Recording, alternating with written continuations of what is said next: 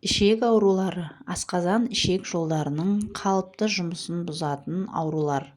Оларға ішек инфекциялары, қабыну аурулары, ас қорыту жүйесіндегі басқа да бұзылыстар жатады. Себептері: инфекциялық себептер, бактериялық, вирустық, саңырауқұлақтар және паразиттік инфекциялар. Қоректік себептер: дененің қалыпты жұмыс істеуіне қажетті нутриенттердің жеткіліксіздігі немесе артық болуы.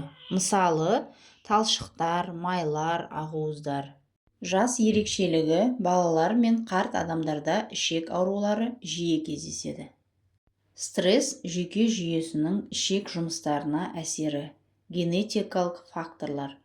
Кейбір ішек аурулары тұқым қуалайды. Мысалы, қабыну аурулар, дұрыс емес өмір салты, темекі шегу, алкоголь тұтыну, дұрыс тамақтанбау. Белгілері: іштің ауруы, қыжыл, іштің түйілуі, іш қату немесе диарея, жүдеу, ішектен қан немесе шырыш бөліну, жүрек айну, құсу, ыстық көтерілу. Қарсы дәрілерге жауап бермейтін асқазан немесе ішек аурулары.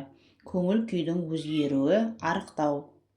Алдын алу жолдары: дұрыс тамақтану, теңгерімді, талшықтарға бай азық-түлік тұтыну, су ішу режимін сақтау, жеке гигиена, қолды жиі жуу, тамақты дұрыс пісіру, қозғалыс пен жаттығуларды қосу, физикалық белсенділік. Ішек жұмысының жақсаруына көмектеседі. Стрессті басқару: йога, медитация, релаксация әдістері, темекі мен алкогольден аулақ болу.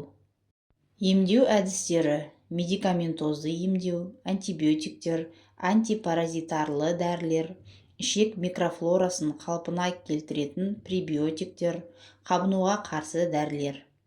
Хирургиялық емдеу: кейбір ішек аурулары хирургиялық араласуды қажет етеді. Мысалы, аппендицит, ішек обыры.